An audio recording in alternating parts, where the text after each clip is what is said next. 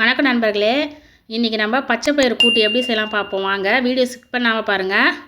First பச்சை பயிறு 1/4 kilo எடுத்துருக்கேன். அதை நான் ஊரெல்லாம் வைக்கலை, அப்படியே தண்ணியில் போட்டு நல்லா 2 வாட்டி கழுவிட்டு, தக்காளி ஒரு 2, வெங்காயம் 2, பச்சை மிளகா ஒரு 4 போட்டிருக்கேன். இதுக்கு மிளகாத்தூள் போட மாட்டோம், பச்சை மிளகா ஆட் பண்ணிக்கோங்க.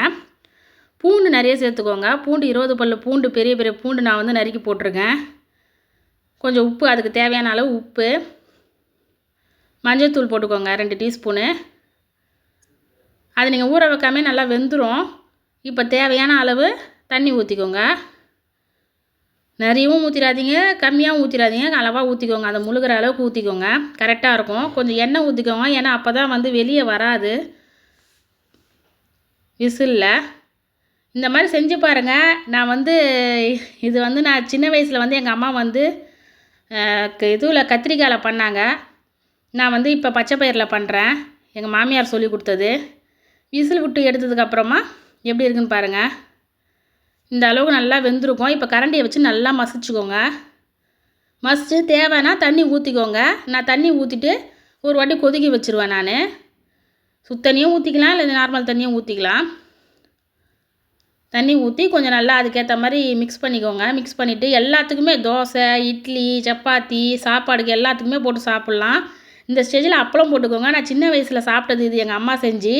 இந்த மாதிரி அப்பளம் போட்டு யாரெல்லாம் வந்து நீங்கள் அம்மா கையால் சாப்பிட்ருக்கீங்கன்ட்டு கமெண்ட் பண்ணுங்கள். இந்த மாதிரி அப்பளம் போட்டு கூட்டு செஞ்சால் ரொம்ப நல்லாயிருக்கும். கொள்ளுலையும் நான் செய்வேன். கத்திரிக்காய் கூட்டு தான் எங்கள் அம்மா பண்ணி கொடுத்துருக்காங்க, எங்கள் மாமியாரை சொல்லி கொடுத்தது இது. இந்த மாதிரிலாம் என் பசங்களுக்கு ரொம்ப பிடிக்கும். நல்லா அப்பளத்தை நிறைய உடச்சி போட்டுக்கோங்க. போட்டுட்டு நல்லா கிளறி விட்டுருங்க. இப்போ தாளிப்பு கொடுத்துடலாம். பானை வச்சுட்டு எண்ணெய் ஊற்றிக்கோங்க தேவையான அளவு. கடுகு போட்டுக்கோங்க.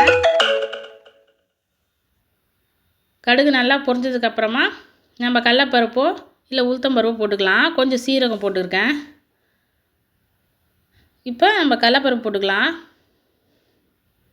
நான் உளுத்தம்பருப்பு போட்டிருக்கேன்.